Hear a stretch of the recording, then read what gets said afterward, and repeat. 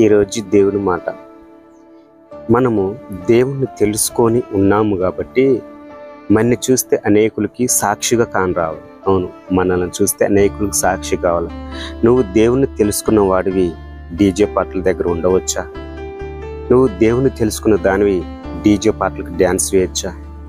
ఒక్కదమ్మ మీరు గమనించండి. నీ సాక్ష్యం నువ్వు కోల్పోతున్నానని నీ మనసాక్షి చెప్పట్లేదా?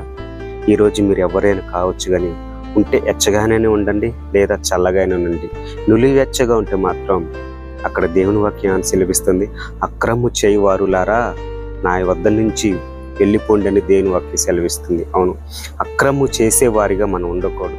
ఆయన నామాన్ని గణపరిచేవారిగా ఉండాలి, ఆయన కీర్తనలు పాడేవారిగా ఉండాలి, ఆయన సాక్ష్యాన్ని అనేకులకు పంచేవారిగా ఉండాలి, మన సాక్ష్యం వల్ల అనేకులు మార్చేవారిగా ఉండాలి. కానీ మనమే అన్యుల కంటే ఎక్కువ, మనమే అన్యుల వలె మనం చేస్తే మరి నీ వల్ల ఎవరు మారుతారు?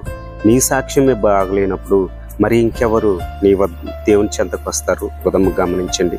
దేవుణ్ణి తెలుసుకున్నావంటే మొదగాలు నీకు నువ్వు భయపడాలా, నీ పక్కన వాళ్ళని బట్టి భయపడాలి.